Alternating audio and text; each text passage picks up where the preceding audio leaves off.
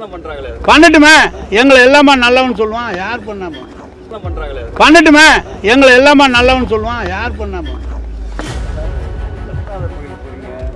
என்ன அதுக்கு என்ன? சரி, நீ சொல்லு. என்ன அதுக்கு என்ன? சார், சும்மா இன்னைக்கு திருச்சி மாவட்டத்தில் நடக்கிற நிகழ்ச்சியை பேசு, அரசியல் பேசு. சரி, நீ சொல்லு.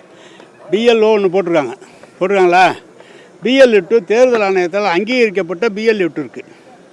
அந்த பிஎல்இ2 தேர்தல் ஆணையர் அனுமதி கொடுத்துருக்கு. ஒரு நாளைக்கு 50 ஓட்டு சேர்க்கணும். அவங்க கூட போனால் அதுக்கு என்ன தப்பு? நீங்கள் கூட வர வேண்டியதானே, அதுக்கு என்ன இருக்குது? யாரையாவது வேணான்னு சொல்கிறோமா? எப்படி?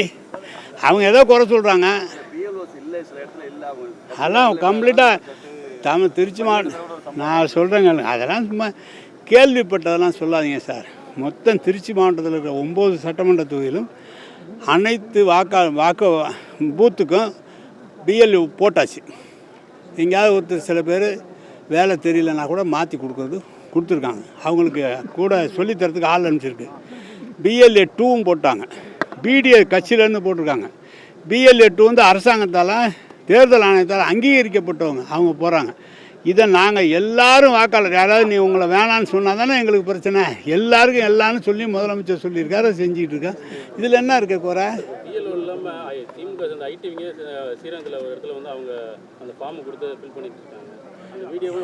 நான் சொல்கிறேங்க, ஃபார்ம் கொடுத்து ஃபுல்லாக பண்ணுறதுல என்ன தப்பு? அதை மட்டும் சொல்லு. இருங்க, அரசு நான் சொல்கிறேன், நான் கொஞ்சம் இருங்கங்க. அரசு ஊழியர் புதுசாக வந்து அங்கன்வாடி பணியாளர் போட்டிருக்காங்க, சத்துணவு பணியாளர் போட்டிருக்காங்க, ரேஷன் கடையில் இருக்கிறவங்க போட்டிருக்காங்க. இன்னும் 2 நாளைக்கு அவங்க தெரிஞ்சுக்கிற வரைக்கும் யாராவது கூட ஹெல்ப் பண்ணுறதுல என்ன இருக்குது? நாங்கள் ஏதாவது தப்பு பண்ணுறோமா? இல்லை, ஏதாவது நீங்கள் போகலன்னா எங்களையும் போவாதுன்னு சொன்னால் எப்படி? நாளைக்கு ஓட்டு இல்லைன்னா நீங்கள் தான் சொல்லுவீங்க, ஆட்சியில் இருந்தீங்க ஓட்டுலாம் சேர்க்காம விட்டீங்கன்னு சொல்லுவீங்க. கரெக்டாக தான் பண்ணியிருக்கேன் சார். எந்த தப்பு சார்? அவங்க 3 கிட்டத்தட்ட நம்ம 3 தடவை 4 தடவை லெட்டர் எழுதுனா தான் கொடுக்குறாங்க. அது கேட்டுக்கிட்டு தான் இருக்காங்க, கேட்டு தான் கொடுக்க போகிறாங்க.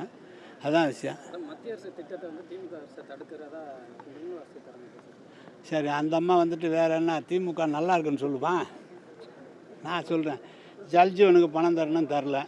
100 நாள் வேலை திட்டம் நீங்களே கேட்குறீங்க, தரல. மெட்ரோவுக்கு பணம் கேட்டால் தான் கொடுக்க மாட்டேங்கிறாங்க. நம்ம ஜிஎஸ்டி கொடுக்குறத நமக்கு கொடுக்க மாட்டேங்கிறாங்க. கேட்டால் அவங்க வந்தால் நாங்கள் முறைப்படி செய்யலைன்னா எப்படி? அனுமதி வேணும்ல. ஜல்ஜீவனே 12 திட்டங்கள் அப்படியே நிற்கிது. நாங்கள் பணம் தமிழ்நாடு அரசு சார்பாக பணம்லாம் ஒதுக்கிட்டால் அவங்க கொடுக்கலன்னா கொடுத்தா தான் செய்ய முடியும். நாங்கள் மத்திய அரசு கொடுக்குறது நாங்கள் வேணான்றேன். ஒன்றும் இல்லை. நல்லவர் போல நடிப்பு வந்து நாடே சரின்னு சொல்லி பலவேளை பார்ப்பான்னு சொல்லி திமுக விஜய் அறிக்கை விட்டுருக்காரு. சரி, நாங்கள் அவருக்கு நல்லவர் மாதிரி தெரியலன்னு நாங்கள் என்ன பண்ணோம்? நாட்டு மக்களுக்கு பூரா திமுக ஆட்சி முதலமைச்சர் நல்லவராக தெரிகிறாரு. நீங்கள் இப்போ கூட்டத்துக்கு வந்திருக்கணும். கூட்டத்துக்கு மட்டும் 3000 பெண்கள் இருந்தாங்க. என்ன கேட்டாங்க? இதெல்லாம் நடந்திருக்கு, இன்னும் கொஞ்சம் செய்யுன்னு தான் சொன்னாங்க. அதனால் அவர் ஏதோ சொல்கிறாரு, அவர் எப்படியாவது நான் தான் முதலமைச்சர் வேட்பாளர்னா அப்படிலாம் சொல்கிறாரு. அதுக்கெல்லாம் நாங்கள் பதில் சொல்ல, திமுக நல்லவர் மாதிரி வேஷம் போடல, நல்லவர். அதனால தான் அவ்வளோ காரியங்கள் நடைபெறுது.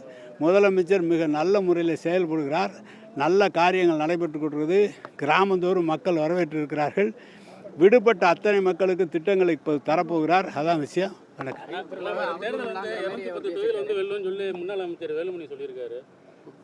ஏன் அந்த 24 தொகுதியை விட்டாரா?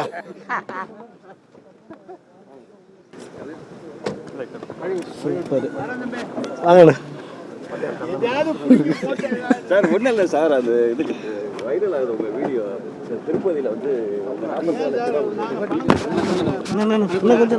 கொடுத்தது தப்பு இல்லை சார், அது விமர்சனம் பண்ணுறாங்களே. பண்ணட்டுமே, எங்களை எல்லாமே நல்லவன் சொல்லுவான். யார் பண்ணாம